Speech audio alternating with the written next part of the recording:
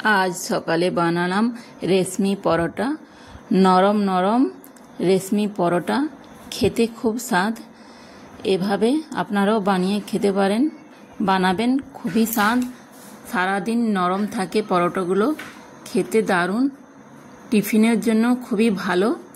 বাচ্চাদের টিফিনে দেওয়ার জন্য একদম নরম তুলতুলে, সারা দিনই নরম থাকে। বানানোর জন্য এখানে আমি বয়েল আলু নিয়েছি। আলুটা ভালো করে গ্রেট করে নিচ্ছি। এর মধ্যে 1 কাপ ময়দা দিলাম, গোটা জিরা, চিলি ফ্লেক্স, কাঁচা লঙ্কা, ধনিয়া পাতা, স্বাদ অনুযায়ী লবণ দিয়ে ভালো করে অল্প সাদা তেল একসাথে মেখে নিচ্ছি। এখানে জল দিবেন না, ভালো করে একসাথে মিক্স করে মাখবেন। এরপর উপর থেকে হালকা সাদা তেল দিয়ে দিচ্ছি।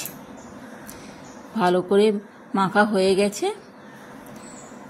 লিচি কেটে যেমন রুটি পরোটা বেলা হয় সেভাবে আমি রুটির মতো বেলে নিচ্ছি। দেখুন একবারে সুন্দর পাতলা পাতলা করে বেলছি।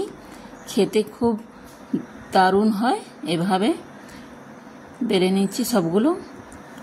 এরপরে আমি এটা ভেজে নিচ্ছি।